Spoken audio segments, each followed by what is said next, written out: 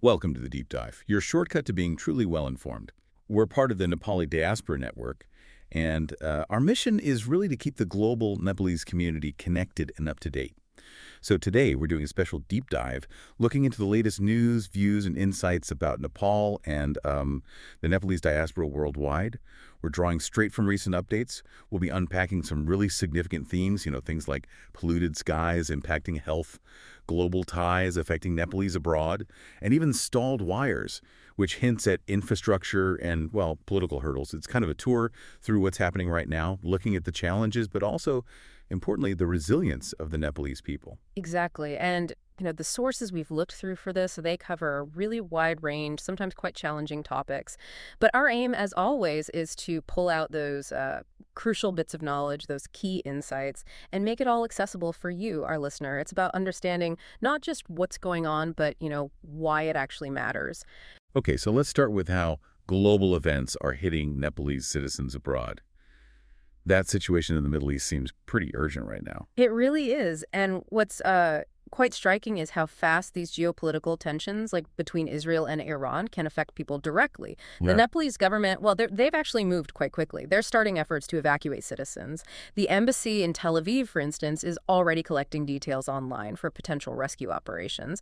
And the Ministry of Foreign Affairs, they've put out a very clear travel advisory. They're urging Nepalese in both Israel and Iran to stay indoors, follow local advice, and keep in touch with the embassy and community groups. For anyone in Nepal thinking of traveling there, the advice is strong. Don't go to Israel, Iran, or really other Middle East countries right now, not until things calm down. And yeah, air travel is being affected, so you might need to transit through other countries, which, could mean extra visa hassles. Right. So who exactly are we talking about numbers-wise? How many Nepalese are potentially affected in this immediate area?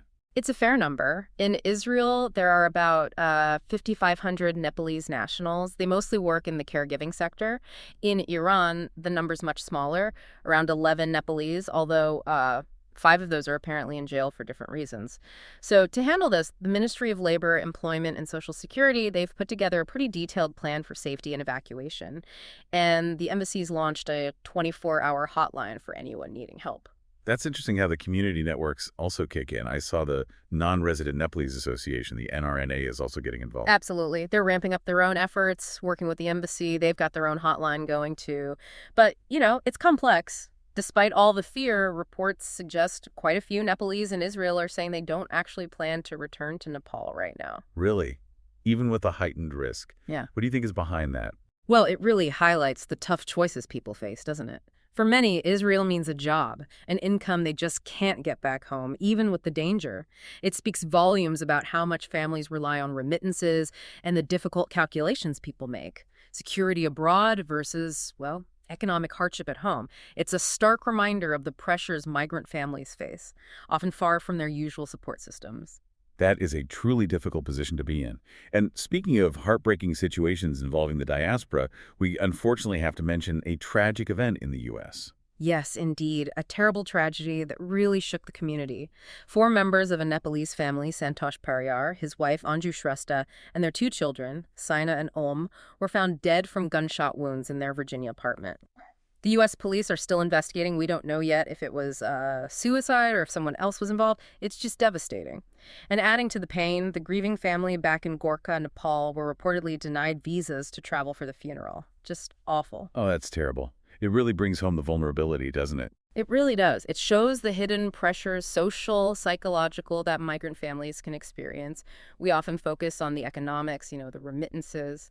But this highlights the need for strong community support, mental health resources, things like that. It reminds us that the well-being of the global Nepalese community is about much more than just money. Absolutely. Okay. Shifting focus now from those global ties back to Nepal itself, let's dive into some major social and environmental issues, starting with something literally impacting everyone's health: the air. Yeah, this World Bank report on air pollution in Nepal, it's quite alarming. It paints a picture of a silent crisis, really. The report says air pollution is cutting the average life expectancy for Nepalese people by 3 years and 4 months. That's huge. Wow. And the scale. It's estimated to cause around 26,000 premature deaths every single year. Shockingly, it's now overtaken things like malnutrition and smoking as the #1 risk factor for death and disability in Nepal. The #1 risk. Wow. So how bad is the air quality compared to, say, international safety levels? It's significantly worse. The PM 2.5 levels, those tiny harmful particles, in Kathmandu, they average around 37 micrograms per cubic meter.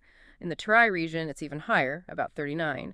Now compare that to the World Health Organization's guideline, which is below 5 micrograms per cubic meter. So we're talking 7 or 8 times higher than what's considered safe. Exactly. And this isn't just a health issue. It has a massive economic impact, too, estimated at around 6% of Nepal's GDP. That's from healthcare costs, lost tourism, lower productivity. It adds up.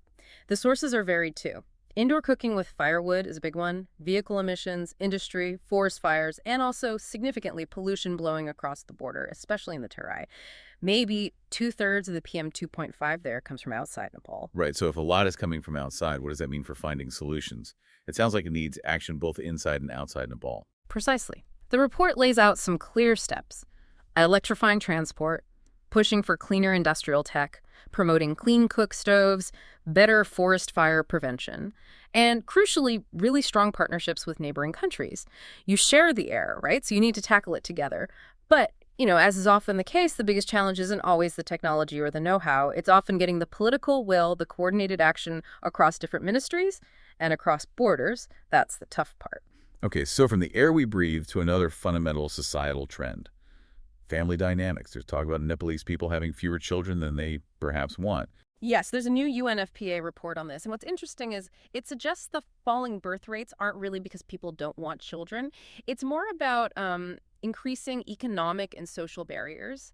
Things like the high cost of living, job insecurity, housing and childcare being unaffordable, maybe lack of a supportive partner, limited reproductive health care access, and even anxiety about bigger global issues like climate change is mentioned.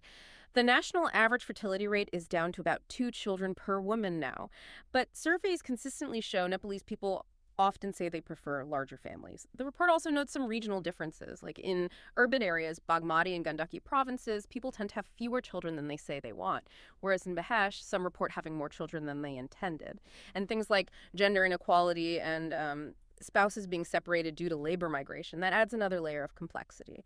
So the UNFPA is calling for policies that support choice, things like paid family leave, affordable health care and childcare, promoting shared caregiving between partners. It seems it's less about desire, more about the circumstances. And those circumstances often bump up against infrastructure issues, don't they? Let's talk about Kathmandu's urban flooding. Seems like an annual problem. It really is. And yeah, people often blame heavy rain, but fundamentally it's an infrastructure failure. It's made much worse by climate change, sure, but also by outdated city planning and sometimes, frankly, bureaucratic squabbles.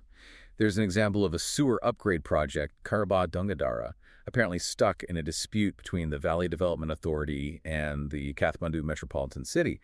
Plus, you have shrinking green spaces in the city, which naturally makes drainage worse.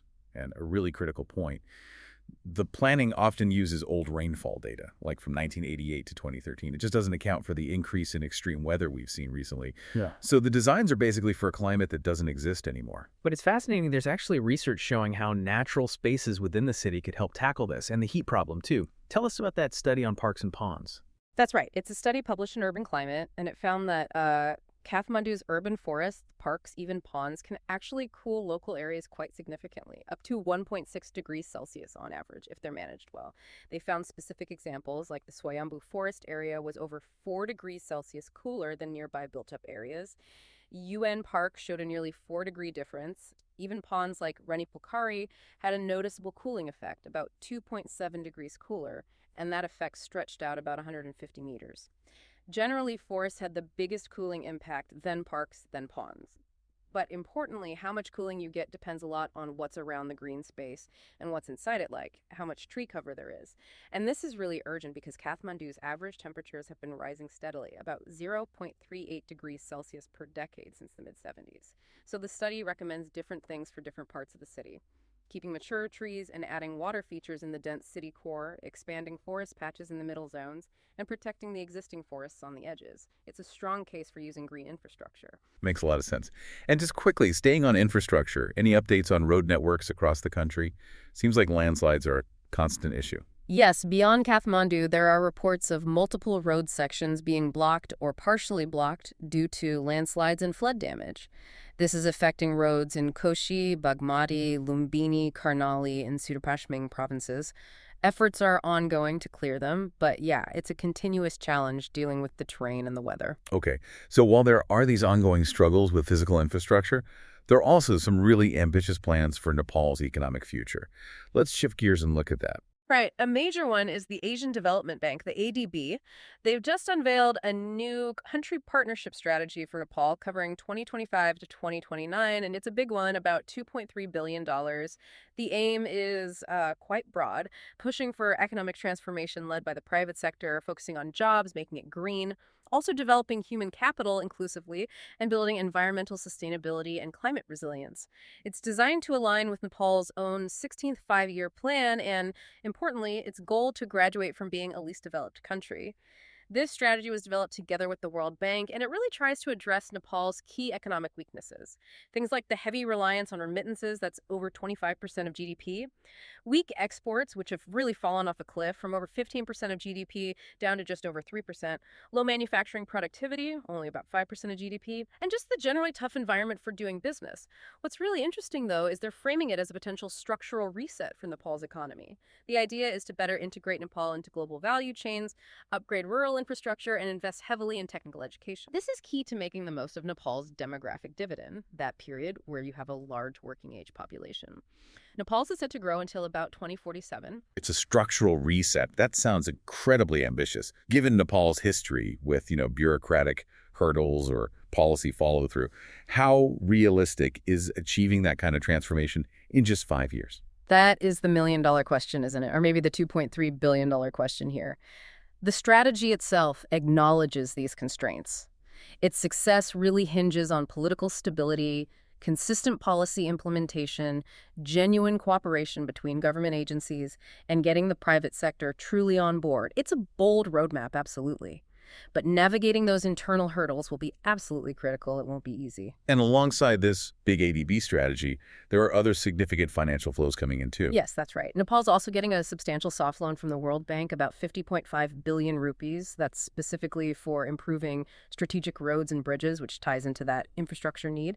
And there's also a grant from South Korea, around 1.8 billion rupees, for a rural development project down in Bardia district. So targeted support there too. Okay, and what about the energy sector? I hear there are some interesting developments, both short-term and potentially long-term game changers. Yeah, on the more immediate side, there's good news for hydropower.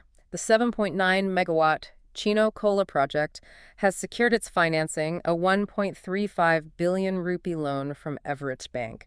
That's a positive sign, shows growing confidence in funding domestic energy projects, which helps reduce reliance on imported power. Then there's the potentially massive news from Dalik district. A preliminary survey, led by a Chinese team, suggests there could be over 1.12 billion cubic meters of methane gas there. Early estimates, and these are still preliminary, suggest that could be enough to meet Nepal's gas demand for maybe 50 years. But we need to be cautious. The final report confirming if it's commercially viable, well, that's not expected until December 2025. Wow, 50 years of domestic gas supply. If that pans out, that would be absolutely huge for Nepal's energy security, wouldn't it? And local economy there. Oh, absolutely. It could fundamentally change Nepal's energy mix / import dependency, create jobs, local industry. If it proves commercially viable, definitely a space to watch very closely over the next year or so. Okay, and finally, in this economic segment, let's talk about digital transformation, something that could potentially reach every part of Nepal. Yes, this is quite significant. The Nepal Rashtra Bank, the central bank, has approved the merger of two major digital wallets, IME Pay and Kulti. They're forming a new entity called IME Kulti Limited, and this will instantly become Nepal's largest digital wallet provider, with something like 5 million verified users combined. Their stated goal is pretty ambitious. Expand digital payment services, especially into rural areas where banking is less accessible, reduce reliance on cash, and eventually they hope to integrate things like remittances, virtual banking, maybe even credit, all into one mobile platform. Right, connecting that to the bigger picture, this merger could be a massive step for financial inclusion, especially for those underbanked rural communities across Nepal. It could really change how people manage money. Exactly. It has the potential to bridge that digital divide between urban and rural areas in a very practical way. Okay, let's move into our final segment now, looking at politics and governance. First up, there seems to be a question mark hanging over some significant international funding, the MCC Compact. Yes, there's definitely some uncertainty around that $697 million Millennium Challenge Corporation, or MCC Compact. The issue is back in the U.S. The MCC headquarters is facing potentially drastic budget cuts globally. There's a proposal to slash their overall budget from around $930 million down to just $224 million for the year 2026. Now, if that happens, it could seriously disrupt the projects already underway in Nepal, mainly the electricity transmission lines and road upgrades. There's been no formal cancellation notice yet, but apparently MCC has only asked Nepal for a 3-month work plan, which is causing some concern. Interestingly, the justification being used in the U.S. to keep MCC funded emphasizes its role in countering China's Belt and Road Initiative. So if these cuts do go through, what are the real implications for Nepal? We're talking critical infrastructure delays, obviously, but what about, say, diplomatic trust? It's a major worry on both counts. Delays or shelving these projects means vital infrastructure doesn't get built, which directly impacts economic growth potential. And diplomatically, yeah, it could damage trust, especially for a country like Nepal that relies on long-term international partnerships and has to carefully balance its relationships with global powers like the U.S. and China. It really raises questions about the reliability of development aid when global politics shift like this. Yeah, tricky position. Now, turning inward, there's a recurring issue with public sector accountability, specifically involving the Nepal Electricity Authority, the NEA. That's right. This seems to be an ongoing saga. The NEA has apparently failed to recover over 8 billion rupees in unpaid electricity bills, mostly from large industrialists. This is despite orders from the ministry and clearance from the regulator. But the NEA chief, Hitendra Dev Shakya, reportedly hasn't taken enforcement action. There was even a review commission set up to look into the industrialist claims, but apparently it hasn't even met yet, just prolonging the whole thing. 8 billion rupees. Thank you. That's a lot of money. Is there any real mechanism, public pressure maybe, or a stronger regulator that could actually force the NEA to act, or is it just stuck in political maneuvering? It often feels like it gets stuck, which is why this problem keeps cropping up. This delay really highlights those persistent weaknesses in institutional accountability, particularly when, powerful business interests are involved. And unfortunately, it fits a pattern where political interference seems to play a role in these kinds of situations. Without stronger political will or more independent enforcement, those dues might just stay uncollected, which obviously hurts the NEA's finances and ultimately public trust. Right. Well, let's try and end this segment on a more positive governance note. I understand there's been some progress on the climate diplomacy front. Yes, a bit of positive movement there. The government has actually put together an action plan to implement the outcomes from the Sagarmatha Samvad. That was Nepal's big international dialogue focused on climate change, particularly mountain issues. Specifically, they're focusing on putting the 25-point Sagarmatha call into action. This initiative emphasizes climate justice for vulnerable communities and aims to really amplify the voice of Himalayan nations on the global stage. So it's a step towards turning dialogue into concrete policy and action. Good to hear. Okay, before we wrap things up, just a quick shout out to a partner supporting the Nepalese community. If you happen to be in the UK, do check out polluted.uk. It's a really comprehensive classified site specifically designed for Nepalese people in the UK. You can find jobs, housing, local events, connect with Nepalese-owned businesses. It's a great resource, really helping build those global ties within the diaspora community online. That's polluted.uk. All right, and now for our Did You Know segment. A little surprising piece of history. Okay, did you know that Nepal's first airline was actually founded entirely by the royal family, and its famous tiger logo came from the king's own banner? Back in 1958, Royal Nepal Airlines Corporation, RNAC, was launched. King Mahendra himself received the first aircraft, a Douglas DC-3, and that iconic tiger logo. It wasn't cooked up by a marketing team. It was apparently taken directly from the king's personal hunting banner. RNAC used to fly quite widely 2 routes to Europe, Southeast Asia, the Middle East. For a time, it really helped make Kathmandu a bit of a regional aviation hub, long before the current international terminal was built. Quite a fascinating bit of history. Wow, from a royal hunting banner to an airline logo. That's amazing. What a journey from then to now. We've certainly covered a lot of ground in this deep dive, haven't we? From those really critical global challenges affecting Nepalese citizens, the tragic personal stories, to the serious environmental and social issues back home in Nepal, the big economic plans and potential opportunities, and, of course, the ongoing governance and political complexities. We've looked at polluted skies, examined global ties, and discussed those stalled wires and the efforts to mend them. So thinking about all this, what does it mean for you, whether you're part of the global Nepalese community or just someone curious about the world? Well, here's maybe a final thought to ponder. Given this really complex mix we've discussed, these deep-rooted challenges, alongside some genuinely promising developments, how do you think Nepal can best balance its pressing domestic needs with its expanding role and connections on the global stage in the coming years? That interplay, that balancing act, is really going to shape its future, isn't it?